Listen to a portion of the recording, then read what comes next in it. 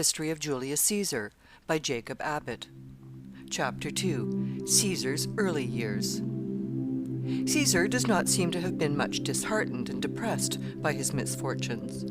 He possessed in his early life more than the usual share of buoyancy and lightheartedness of youth, and he went away from Rome to enter perhaps upon years of exile and wandering, with a determination to face boldly and to brave the evils and dangers which surrounded him, and not to succumb to them. Sometimes they who become great in their maturer years are thoughtful, grave, and sedate when young. It was not so, however, with Caesar. He was of a very gay and lively disposition. He was tall and handsome in his person, fascinating in his manners, and fond of society, as people always are who know or who suppose that they shine in it. He had seemed, in a word, during his residence at Rome, wholly intent upon the pleasures of a gay and joyous life, and upon the personal observation which his rank, his wealth, his agreeable manners, and his position in society secured for him. In fact, they who observed and studied his character in these early years thought that although his situation was very favorable for acquiring power and renown, he would never feel any strong degree of ambition to avail himself of its advantages. He was too much interested, they thought, in personal pleasures ever to become great, either as a military commander or a statesman. Sylla, however, thought differently.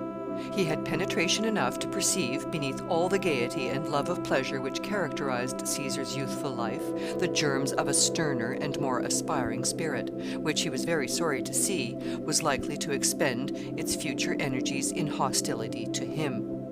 By refusing to submit to Sylla's commands, Caesar had in effect thrown himself entirely upon the other party, and would be, of course, in future identified with them. Sylla consequently looked upon him now as a confirmed and settled enemy. Some friends of Caesar among the patrician families interceded on his behalf with Sylla again after he had fled from Rome. They wished Sylla to pardon him, saying that he was a mere boy and could do him no harm. Sylla shook his head, saying that, young as he was, he saw in him indications of a future power which he thought was more to be dreaded than that of many Mariuses. One reason which led Sylla to form this opinion of Caesar was that the young nobleman, with all his love of gaiety and pleasure, had not neglected his studies, but had taken great pains to perfect himself in such intellectual pursuits as ambitious men who looked forward to political influence and ascendancy were accustomed to prosecute in those days. He had studied the Greek language and read the works of Greek historians, and he attended lectures on philosophy and rhetoric, and was obviously interested deeply in acquiring power as a public speaker. To write and speak well gave a public man great influence in those days. Many of the measures of the government were determined by the action of great assemblies of the free citizens, which action was itself, in a great measure, controlled by the harangues of orators who had such powers of voice and such qualities of mind as enabled them to gain the attention and sway the opinions of large bodies of men. It must not be supposed, however, that this popular power was shared by all the inhabitants of the city. At one time, when the population of the city was about 3 millions, the number of free citizens was only 300,000. The rest were laborers, artisans, and slaves who had no voice in public affairs. The free citizens held very frequent public assemblies. There were various squares and open spaces in the city where such assemblies were convened, and where courts of justice were held. The Roman name for such a square was Forum. There was one which was distinguished above all the rest, and was called emphatically the Forum. It was a magnificent square, surrounded by splendid edifices, and ornamented by sculptures and statues without number. There were ranges of porticos along the sides, where the people were sheltered from the weather when necessary, though it is seldom that there is any necessity for shelter under an Italian sky. In this area and under these porticos the people held their assemblies, and here courts of justice were accustomed to sit. The Forum was ornamented continually with new monuments, temples, statues, and columns by successful generals returning in triumph from foreign campaigns, and by proconsuls and praetors coming back enriched from their provinces, until it was fairly choked up with its architectural magnificence, and it had at last to be partially cleared again, as one would thin out too dense a forest, in order to make room for the assemblies which it was its main function to contain. The people of Rome had, of course, no printed books, and yet they were mentally cultivated and refined, and were qualified for a very high appreciation of intellectual pursuits and pleasures. In the absence, therefore, of all facilities for private reading, the Forum became the great central point of attraction. The same kind of interest which in our day finds its gratification in reading volumes of printed history quietly at home, or in silently perusing the columns of newspapers and magazines in libraries and reading rooms, where a whisper is seldom heard, in Caesar's day brought everybody to the Forum to listen to historical harangues or political discussions or forensic arguments in the midst of noisy crowds. Here all tidings centered. Here all questions were discussed and all great elections held. Here were waged those ceaseless conflicts of ambition and struggles of power on which the fate of nations and sometimes the welfare of almost half mankind depended. Of course, every ambitious man who aspired to an ascendancy over his fellow men wished to make his voice heard in the Forum. To calm the boisterous tumult there, and to hold, as some of the Roman orators could do, the vast assemblies in silent and breathless attention, was a power as delightful in its exercise as it was glorious in its fame. Caesar had felt this ambition, and had devoted himself very earnestly to the study of oratory. His teacher was Apollonius, a philosopher and rhetorician from Rhodes. Rhodes is a Grecian island near the southwestern coast of Asia Minor. Apollonius was a teacher of great celebrity, and Caesar became a very able writer and speaker under his instructions. His time and attention were in fact strangely divided between the highest and noblest intellectual avocations and the lowest sensual pleasures of a gay and dissipated life. The coming of Sylla had, however, interrupted all, and after receiving the dictator's command to give up his wife and abandon the Marian faction, and determining to disobey it, he fled suddenly from Rome, as was stated at the close of the last chapter, at midnight and in disguise. He was sick, too, at the time, with an intermittent fever. The paroxysm returned once in 3 or 4 days, leaving him in tolerable health during the interval. He went first into the country of the Sabines, northeast of Rome, where he wandered up and down, exposed continually to great dangers from those who knew that he was an object of the great dictator's displeasure, and who were sure of favor and of a reward if they could carry his head to Sylla. He had to change his quarters every day, and to resort to every possible mode of concealment. He was, however, at last discovered, and seized by a centurion. A centurion was a commander of 100 men. His rank and his position, therefore, corresponded somewhat with those of a captain in a modern army. Caesar was not much disturbed at this accident. He offered the centurion a bribe sufficient to induce him to give up his prisoner, and so escaped. The two ancient historians, whose records contain nearly all the particulars of the early life of Caesar which are now known, give somewhat contradictory accounts of the adventures which befell him during his subsequent wanderings. They relate, in general, the same incidents, but in such different connections that the precise chronological order of the events which occurred cannot now be ascertained. At all events, Caesar, finding that he was no longer safe in the vicinity of Rome, moved gradually to the eastward, attended by a few followers, until he reached the sea, and there he embarked on board a ship to leave his native land altogether. After various adventures and wanderings, he found himself at length in Asia Minor, and he made his way at last to the kingdom of Bithynia on the northern shore. The name of the king of Bithynia was Nicomedes. Caesar joined himself to Nicomedes' court and entered into his service. In the meantime, Sylla had ceased to pursue him and ultimately granted him a pardon, but whether before or after this time is not now to be ascertained. At all events, Caesar became interested in the scenes and enjoyments of Nicomedes' court, and allowed the time to pass away without forming any plans for returning to Rome. On the opposite side of Asia Minor, that is, on the southern shore, there was a wild and mountainous region called Cilicia. The great chain of mountains called Taurus approaches here very near to the sea, and the steep conformations of the land, which in the interior produce lofty ranges and summits, and dark valleys and ravines, form along the line of the shore capes and promontories, bounded by precipitous sides and with deep bays and harbors between them. The people of Cilicia were accordingly half sailors, half mountaineers. They built swift galleys and made excursions in great force over the Mediterranean Sea for conquest and plunder.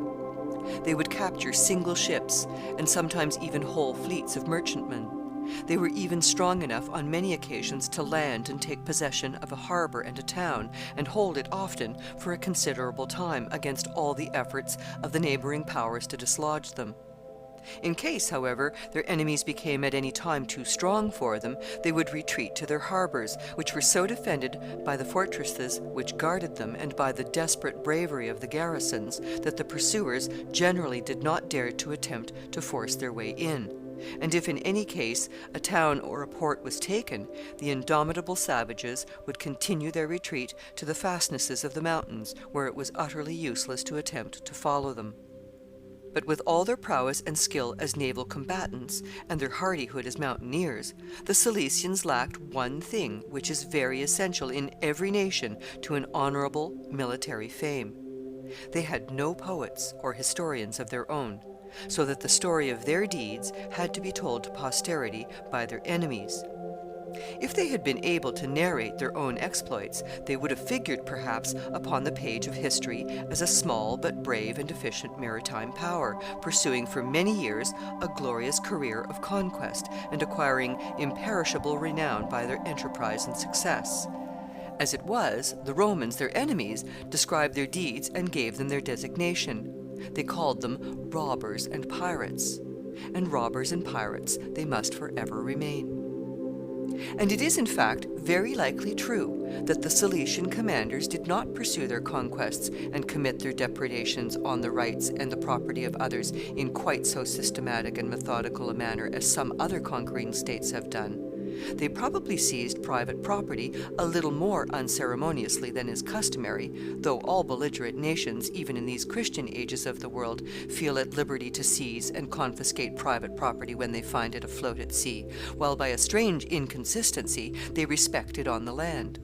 The Cilician pirates considered themselves at war with all mankind, and whatever merchandise they found passing from port to port along the shores of the Mediterranean, they considered lawful spoil. They intercepted the corn which was going from Sicily to Rome, and filled their own granaries with it. They got rich merchandise from the ships of Alexandria, which brought sometimes gold and gems and costly fabrics from the East, and they obtained often large sums of money by seizing men of distinction and wealth, who were continually passing to and fro between Italy and Greece, and holding them for a ransom. They were particularly pleased to get possession in this way of Roman generals and officers of state, who were going out to take the command of armies, or who were returning from their provinces with the wealth which they had accumulated there. Many expeditions were fitted out, and many naval commanders were commissioned to suppress and subdue these common enemies of mankind, as the Romans called them. At one time, while a distinguished general named Antonius was in pursuit of them at the head of a fleet, a party of the pirates made a descent upon the Italian coast, south of Rome, at Nicenum, where the ancient patrimonial mansion of this very Antonius was situated, and took away several members of his family as captives, and so compelled him to ransom them by paying a very large sum of money. The pirates grew bolder and bolder in proportion to their success. They finally almost stopped all intercourse between Italy and Greece, neither the merchants daring to expose their merchandise nor the passengers their persons to such dangers. They then approached nearer and nearer to Rome, and at last actually entered the Tiber, and surprised and carried off a Roman fleet which was anchored there. Caesar himself fell into the hands of these pirates at some time during the period of his wanderings. The pirates captured the ship in which he was sailing near Pharmacusa, a small island in the northeastern part of the Aegean Sea. He was not at this time in the destitute condition in which he had found himself on leaving Rome, but was traveling with attendants suitable to his rank, and in such a style and manner as at once made it evident to the pirates that he was a man of distinction. They accordingly held him for ransom, and in the meantime, until he could take measures for raising the money, they kept him a prisoner on board the vessel which had captured him. In this situation, Caesar, though entirely in the power and at the mercy of his lawless captors, assumed such an air of superiority and command in all his intercourse with them as at first awakened their astonishment, then excited their admiration, and ended in almost subjecting them to his will. He asked them what they demanded for his ransom. They said 20 talents, which was quite a large amount, a talent itself being a considerable sum of money. Caesar laughed at this demand and told them it was plain that they did not know who he was. He would give them 50 talents. He then sent away his attendants to the shore with orders to proceed to certain cities where he was known in order to procure the money, retaining only a physician and 2 servants for himself. While his messengers were gone, he remained on board the ship of his captors, assuming in every respect the air and manner of their master. When he wished to sleep, if they made a noise which disturbed him, he sent them orders to be still. He joined them in their sports and diversions on the deck, surpassing them in their feats, and taking the direction of everything as if he were their acknowledged leader. He wrote orations and verses which he read to them, and if his wild auditors did not appear to appreciate the literary excellence of his compositions, he told them that they were stupid fools without any taste, adding, by way of apology, that nothing better could be expected of such barbarians. The pirates asked him one day what he should do to them if he should ever at any future time take them prisoners. Caesar said that he would crucify every one of them. The ransom money at length arrived. Caesar paid it to the pirates, and they, faithful to their covenant, sent him in a boat to the land. He was put ashore on the coast of Asia Minor. He proceeded immediately to Miletus, the nearest port, equipped a small fleet there, and put to sea. He sailed at once to the roadstead where the pirates had been lying, and found them still at anchor there, in perfect security. He attacked them, seized their ships, recovered his ransom money, and took the men all prisoners. He conveyed his captives to the land, and there fulfilled his threat that he would crucify them by cutting their throats and nailing their dead bodies to crosses which his men erected for the purpose along the shore. During his absence from Rome, Caesar went to Rhodes, where his former preceptor resided, and he continued to pursue there for some time his former studies. He looked forward still to appearing one day in the Roman Forum. In fact, he began to receive messages from his friends at home that they thought it would be safe for him to return. Sylla had gradually withdrawn from power and finally had died. The aristocratical party were indeed still in the ascendancy, but the party of Marius had begun to recover a little from the total overthrow with which Sylla's return and his terrible military vengeance had overwhelmed them. Caesar himself, therefore, they thought, might, with prudent management, be safe in returning to Rome. He returned, but not to be prudent or cautious. There was no element of prudence or caution in his character. As soon as he arrived, he openly espoused the popular party. His first public act was to arraign the governor of the great province of Macedonia, through which he had passed on his way to Bithynia. It was a consul whom he thus impeached, and a strong partisan of Sylla's. His name was Dolabella. The people were astonished at his daring in thus raising the standard of resistance to Sylla's power, indirectly, it is true, but nonetheless really on that account. When the trial came on and Caesar appeared at the Forum, he gained great applause by the vigor and force of his oratory. There was, of course, a very strong and general interest felt in the case, the people all seeming to understand that in this attack on Dolabella, Caesar was appearing as their champion, and their hopes were revived at having at last found a leader capable of succeeding Marius and building up their cause again. Dolabella was ably defended by orators on the other side, and was of course acquitted, for the power of Sylla's party was still supreme. All Rome, however, was aroused and excited by the boldness of Caesar's attack, and by the extraordinary ability which he evinced in his mode of conducting it. He became, in fact, at once one of the most conspicuous and prominent men in the city. Encouraged by his success and the applauses which he received, and feeling every day a greater and greater consciousness of power, he began to assume more and more openly the character of the leader of the popular party. He devoted himself to public speaking in the Forum, both before popular assemblies and in the courts of justice, where he was employed a great deal as an advocate to defend those who were accused of political crimes. The people, considering him as their rising champion, were predisposed to regard everything that he did with favor, and there was really a great intellectual power displayed in his orations and harangues. He acquired, in a word, great celebrity by his boldness and energy, and his boldness and energy were themselves increased in their turn as he felt the strength of his position increase with his growing celebrity. At length the wife of Marius, who was Caesar's aunt, died. She had lived in obscurity since her husband's proscription and death, his party having been put down so effectually that it was dangerous to appear to be her friend. Caesar, however, made preparations for a magnificent funeral for her.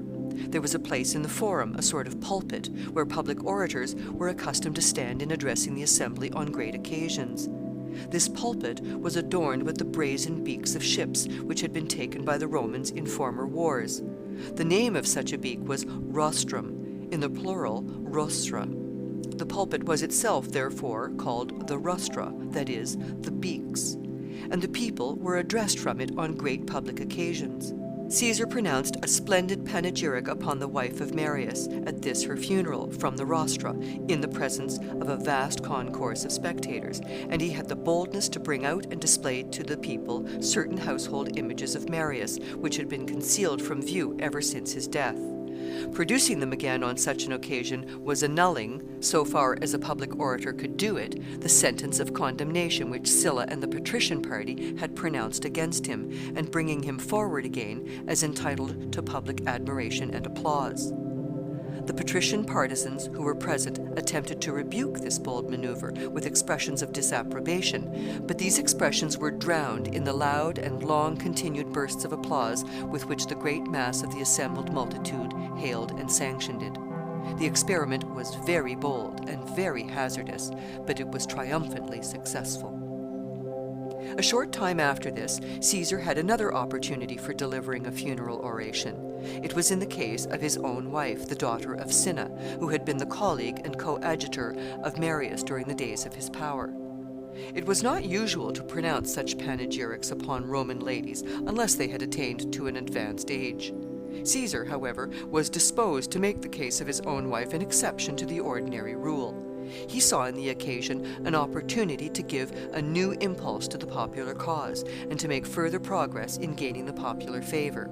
The experiment was successful in this instance, too.